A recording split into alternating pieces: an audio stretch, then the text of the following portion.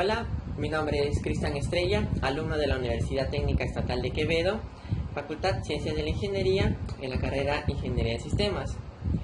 En la semana de hoy vamos a hablar nuestro capítulo 7 de nuestro libro Metodología de la Investigación, con su tema Concepción o Elección del Diseño de Investigación. ¿Cuáles van a ser los objetivos que vamos a aprender en esta unidad? Bien, el primero va a ser definir el significado del término diseño de investigación, así como las aplicaciones que se derivan de elegir uno u varios tipos de diferente diseño, ¿verdad? Nuestro segundo objetivo va a ser comprender qué es un estudio, que pueden incluirse uno o varios diseños de investigación, conocer los tipos de los diseños de investigación cuantitativa y relacionados con los alcances estudiados. Nuestro cuarto objetivo va a ser comprender las diferencias entre la investigación experimental y la investigación no experimental.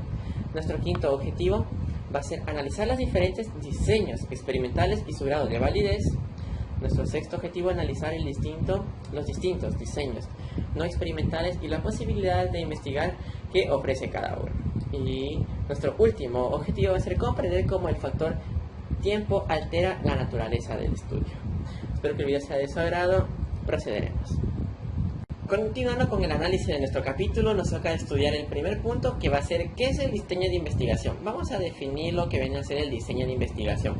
Ustedes se pueden hacer ya una idea, ¿verdad? ¿Qué es un diseño? Diseñar algo, estructurarlo, formarlo, darle forma, ¿verdad? Vamos a definirlo. El término diseño se refiere al plan o estrategia concebida para obtener la información que se desea en el enfoque cuantitativo. El investigador utiliza su o sus diseños para analizar la certeza de las hipótesis formuladas en un contexto en particular o para aportar evidencia respecto de los lineamientos de la investigación. ¿Qué nos quiere decir eso? Como les estaba mencionando anteriormente, da forma a nuestras hipótesis, ¿verdad? ¿Se acuerdan lo que eran las hipótesis? Algo verdadero o a la vez falso. Y lo que viene a ser el diseño de investigación, estamos dándole un enfoque más técnico a lo que va a ser en sí nuestra investigación, con basadas en las hipótesis. Con respecto a nuestro segundo tema y en relación, nosotros vamos a estudiar cómo debemos aplicar el diseño elegido o desarrollado. Para eso, dentro del enfoque cuantitativo, la calidad de una investigación se encuentra relacionada estrechamente con el grado que apliquemos el diseño, tal como fue preconcebido. ¿Qué nos quiere decir eso? Que desde luego, en cualquier tipo de investigación, el diseño se debe ajustar ante posibles contingencias o cambios en la situación. Pueden moldearse, ¿verdad? Como dijimos, una hipótesis puede alterar en sí lo que vienen a ser nuestras ideas, nuestra pregunta principal. En sí, el punto es moldear, dar forma cómo va a estar desarrollada nuestra investigación, nuestro tema, ¿verdad? Continuando con nuestra investigación, vamos a tratar el tercer punto, que nos dice que en el proceso cuantitativo, ¿qué tipos de diseños disponemos para investigar? Ya con tipos de diseños, se nos viene ya la idea de que va a existir algunos tipos, ¿verdad? La redundancia, va a haber algunas maneras de nuestros diseños. Vamos a conocer cuáles son estos. En el proceso cuantitativo es posible encontrar diferentes clasificaciones de diseños. ¿Cuáles son? Nuestra primera forma, la investigación experimental, de la cual se deriva dentro de la investigación experimental los pre-experimentos, y ya con su nombre tenemos una idea. Tenemos los experimentos puros, tenemos los cuasi-experimentos. En nuestro segundo tipo de diseño encontramos que la investigación no experimental es lo contrario de lo primero, ¿verdad? Y se nos dividen en dos, que es transversales y longitudinales. ¿Cuáles serán ellos? Más adelante vamos a conocer cada uno de ellos. Vamos a centrarnos en el enfoque de la investigación experimental y sus clasificaciones, ¿verdad? Primero vamos a ver qué es un diseño experimental, como nuestro cuarto punto. El diseño experimental tiene al menos dos acepciones, una general y otra particular. La general se refiere a elegir o realizar una acción y después observar las consecuencias. Para que quede un poquito más claro, causa y efecto. Es un experimento experimental, valga la redundancia, ¿verdad? Hagamos un ejemplo, que si nosotros queremos realizar un estudio de ser tres grupos de personas, digamos de estudiantes. Tenemos a un grupo que recibe la clase con un profesor en un aula, otro grupo que recibe las clases solo escuchando al profesor, y otro grupo de que solo pasen en el aula divirtiéndose, jugando, vamos a hacer el experimento de 3 grupos. Esos grupos, para hacer el experimento, vamos a conocer más adelante que tienen que estar en sí moldeados. A eso me refiero, que todos tienen que ser iguales, ¿verdad?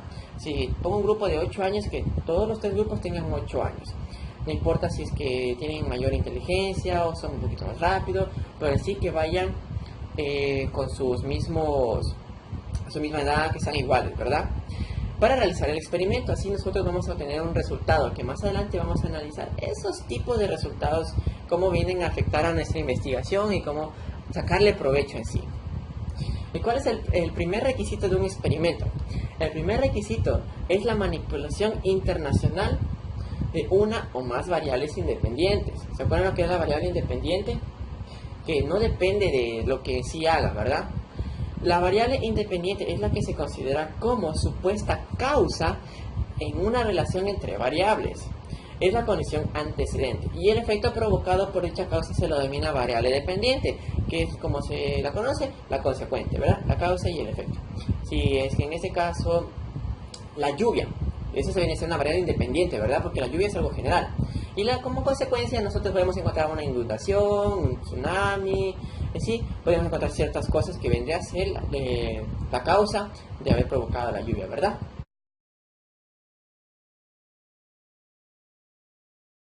Después de haber conocido nuestras variables dependientes, independientes, vamos a tratar sobre el grado de manipulación de la variable independiente, que va a ser nuestro quinto punto, ¿verdad?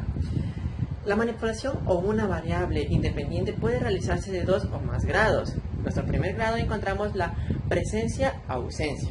Vamos a definirlo. Este nivel o grado implica que un grupo se expone a la presencia de la variable independiente y el otro no.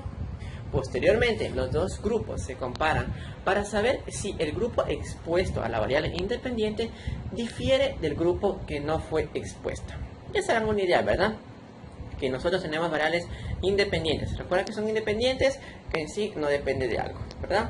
Entonces, si nosotros escogemos nuestra variable, le sometemos a pruebas a una y a otra no. Como dijimos, ¿no? Que independiente, en este caso, este aprueba o no este aprueba. Nuestro segundo caso es el más de 2 grados.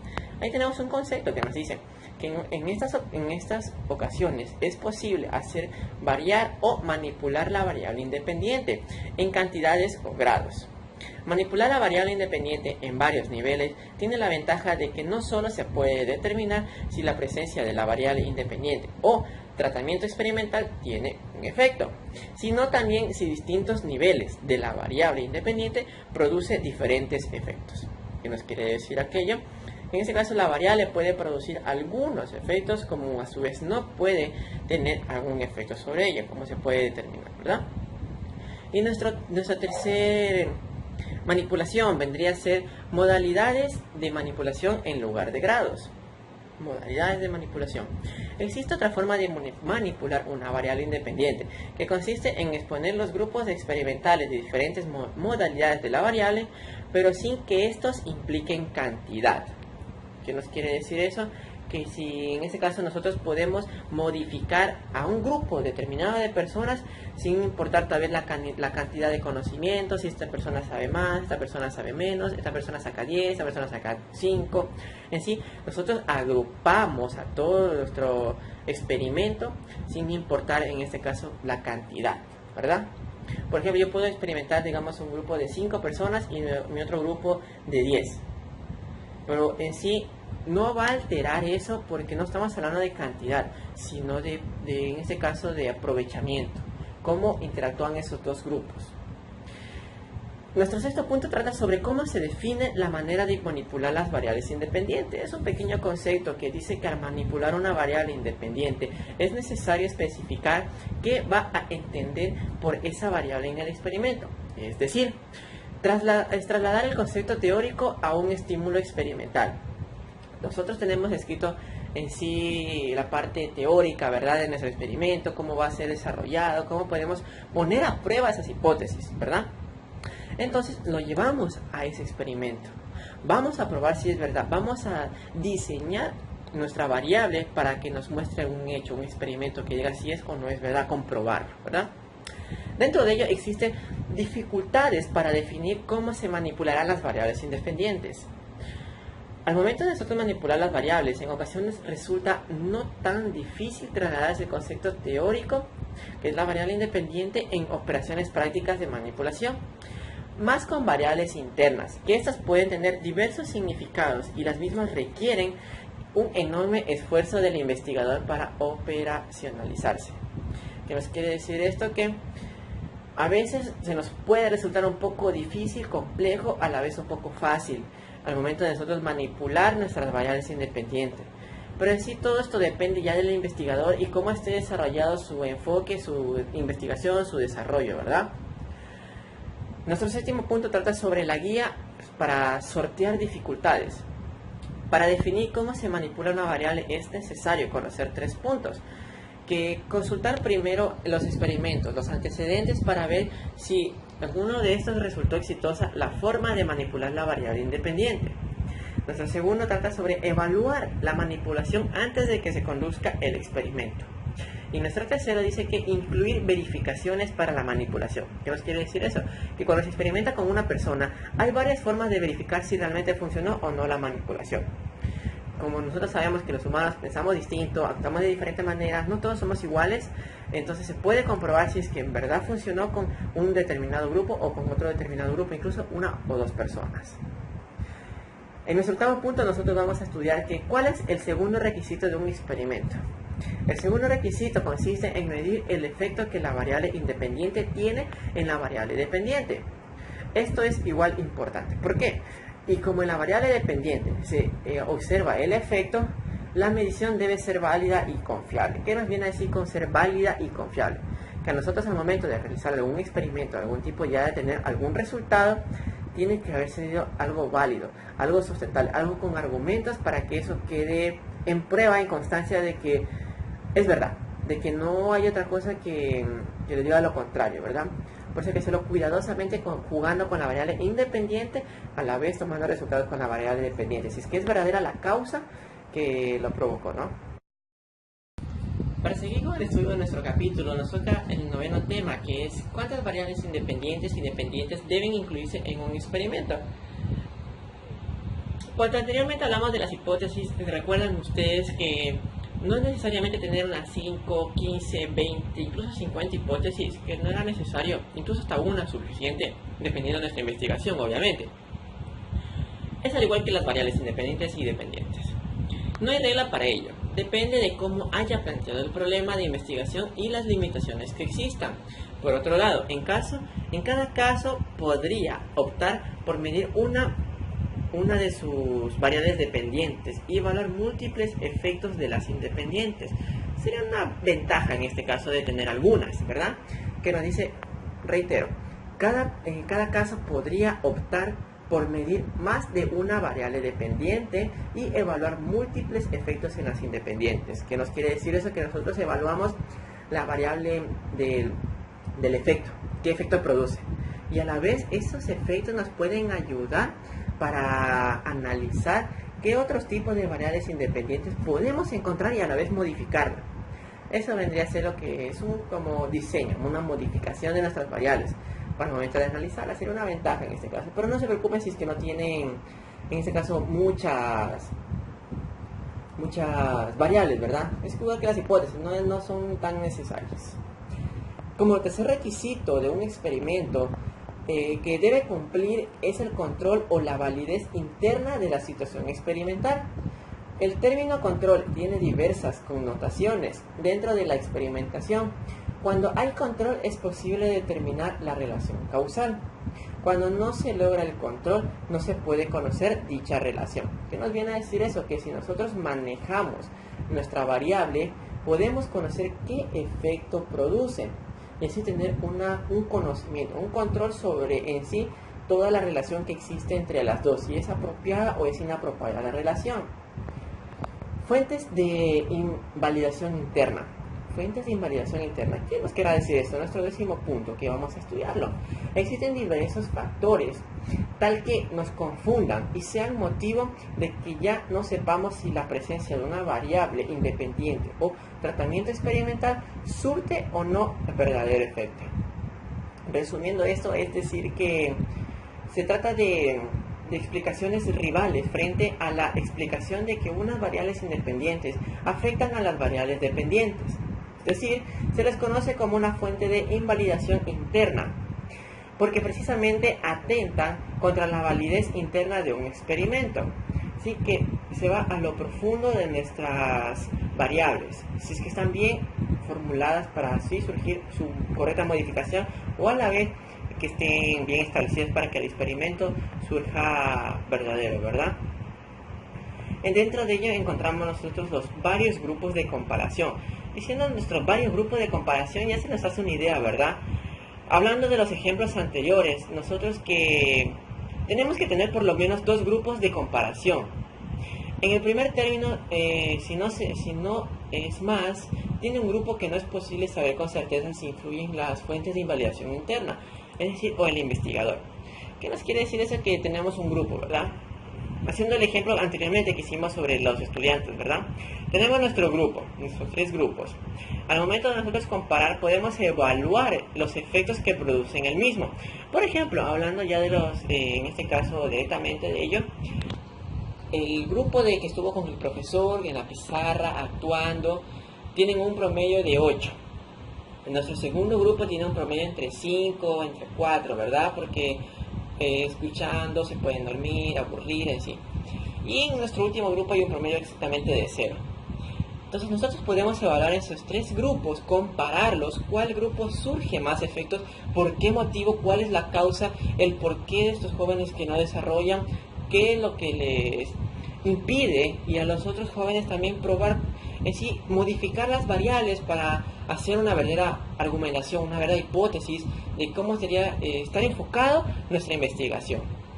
Entre ello también encontramos la equivalencia de los grupos. ¿Qué son las equivalencias de los grupos?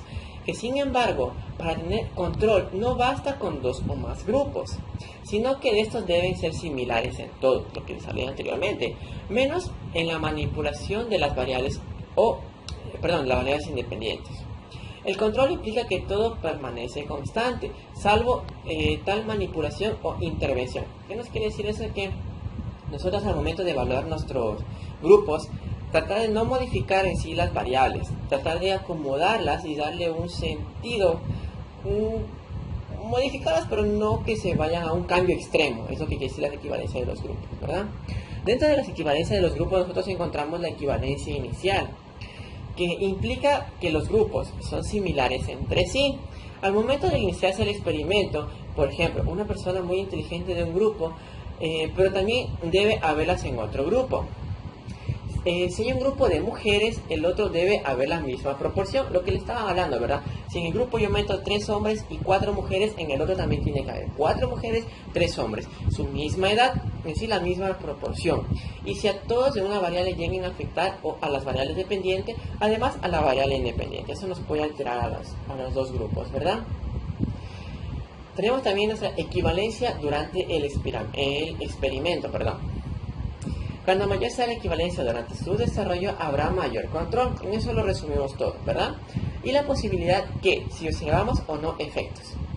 Durante el experimento podemos nosotros encontrar en sí el verdadero efecto, tanto si tenemos mayor control sobre su desarrollo, si sabemos manejar el entorno, si sabemos nosotros sacar los resultados, pero es difícil que las personas que nos dan las instrucciones y vigilan el desarrollo de los grupos sean las mismas. Por eso también tenemos que tener organización dentro de esos grupos. En este caso, digamos, dando a un tutor, o en este caso poniendo a unas 2 o 3 personas que nosotros podamos controlar para desarrollar dicho experimento. En nuestro penúltimo tema vamos a tratar sobre cómo lograr la equivalencia inicial. Dentro de ello encontramos la asignación al azar. En la asignación al azar vamos a tratar sobre qué es una técnica de control muy difundida para asegurar la equivalencia inicial al ser asignado aleatoriamente los sujetos de los grupos del experimento. Nos quiere decir que si tenemos cierto grupo delimitado de personas, sorteamos para así que no exista tal vez un problema más después que nos vengan a decir que sí, que en verdad no sabe, que que él debería estar en el otro grupo, o que esta persona es un poco mayor, que vaya para allá, o que él sabe más. Entonces, que sea aleatorio, que sea al azar, que necesita ser problemática después, que estén mezclados para en sí, si es que una persona no desempeña académicamente bien, vamos a encontrar el porqué. Si es que tal vez esté rodeado de un grupo de personas que en verdad desempeñan, tal vez, como se dice, se le contagia. Vamos a decir que, a probar si es verdad. O a la vez una persona inteligente hace que un grupo masivo de personas que no son responsables, les nazca esa responsabilidad hacia el estudio, ¿verdad? Eso es una prueba de experimentos que tenemos que hacer para que esto sea un poquito más equitativo, ¿no? También encontramos que es el emparejamiento. Dice que el proceso consiste en igualar a los grupos en relación con alguna variable específica, que puede influir en modo decisivo en las o las variables dependientes. ¿Qué es una validez externa? En el experimento debe buscar ante todo validez interna, es decir, confianza en los resultados. Si no se logra, no hay experimento puro. Es deseable que el experimento tenga validez externa. La validez externa se refiere a qué tan generalizables son los resultados en un experimento o situaciones experimentales. Es la validez externa, si es que en verdad dio fruto en sí nuestra investigación, nuestra modificación, nuestro diseño de las variables, ¿verdad? Dentro de ello también encontramos que cuáles pueden ser los contextos de los experimentos. ¿Cuáles son los contextos? ¿Bien? En la literatura sobre la investigación del comportamiento se distinguen dos contextos en los que llegamos a tomar un lugar o diseño experimental, que son los laboratorios y los campos. Vamos a estudiar un pequeño concepto de cada uno de ellos. El contexto de campo quiere decir que experimenta una situación más real o natural en la que el investigador manipula una o más variables. Naturalmente eso nos viene a decir que son propias en sí, que las podemos modificar las variables que sean, pero que tengamos conocimiento de ese tema. Y el concepto de laboratorio, que dice que es el experimento en el que el efecto de todas o casi todas las variables independientes influyen o concernientes al problema de investigación, que se mantiene reducido o lo más posible. Después de haber finalizado el estudio de los diseños experimentales, vamos a nuestro siguiente punto que hablamos anteriormente, ¿verdad? Que son los diseños no experimentales. Dentro de ello vamos nosotros a definir qué es la investigación no experimental cuantitativa. Estudios que se realizan sin la manipulación deliberada de las variables y en los que solo se observan los fenómenos en su ambiente natural para después analizarlos. Existen dos tipos de experimentos, que son la transicional y la longitudinal. Vamos a nosotros a consultar cuáles son una de ellas. La transversal o la investigación transaccional, que son investigaciones que recopilan datos en momento único, o sea, en momento que surge en ese instante, ¿verdad? Que solo va a suceder en ese momento. Y la longitudinal o evolutiva, que son estudios que recaben los datos de diferentes puntos del tiempo para realizar inferencias acerca de la evolución o causas y sus efectos. Hablamos con un ejemplo, en este caso, tanto de la transversal, que ocurre en el momento único, digamos la fotosíntesis, en ese momento, solo ocurre en las plantas en cierto tiempo, ¿verdad? Y la evolutiva, digamos que el estudio sobre las personas, cómo han ido evolucionando, o la evolución del internet, desde cómo inició, desde la creación de www hasta que conocemos actualmente el internet, cómo han ido evolucionando los servidores, han ido evolucionando las páginas web, han ido evolucionando también las redes sociales, en sí, desde un comienzo hasta la actualidad, ¿verdad? Eso es lo que quiere decir la evolutiva y la transversal como diferencia. Y nuestro último punto acerca de tanto de nuestro capítulo como de los diseños no experimentales, vamos a hablar sobre cuáles son las características de las investigaciones no experimentales en comparación con las investigaciones experimentales. Una característica: una vez enfatizado que tanto la investigación experimental como la no experimental son herramientas muy valiosas y ningún tipo es mejor que el otro. ¿Qué nos quiere decir eso? Que tenemos que tener en consideración que cualquiera que utilicemos, sea la experimental como la no experimental, en este caso pues no tenemos que en sí, tal vez se puede decir en este caso separar a la otra, porque no nos sirve. La verdad, todo va incluido en una investigación, en un proyecto, todo va incluido porque nos ayuda a mejorar, ¿verdad?, nuestra investigación. Para ya finalizar nuestro video, vamos a responder las preguntas que surgieron al momento de realizar esta investigación sobre lo que vendrían a ser las variables dependientes e independientes. Anteriormente en nuestro video, ya estudiado en nuestro capítulo, encontré una palabra que decía que es contingencia. Bueno, puede que unas personas lo sepan, otras no, pero a mí me llamó la atención la palabra contingencia. Vamos a definir lo que es la contingencia. Por lo tanto, es posible aquello que se puede o no concretarse. Algo relacionado con las hipótesis, ¿verdad?, que pueden ser verdaderas o pueden ser falsas. Entonces, la contingencia de las variables independientes y dependientes se nos viene a referir que se pueden o no concretar. Es lo que es contingencia. Otra palabrita que me llamó la atención es la acepción. ¿Qué es la acepción? Algunos pueden saber, otros no, pero voy a definirlo porque me llamó la atención y quisiera conocer un poquito más sobre ello. Dice que en sentido en que se puede tomar una palabra o expresión y que una vez aceptado y reconocido por el uso, se expresa en diccionarios a través de la definición. Nos quiere decir que la podemos definir incluyendo ahí aceptando, reconociendo cuál es su uso. Y nuestra última pregunta que se me surgió fue ¿qué es la connotación? Connotación. Vamos a definirlo.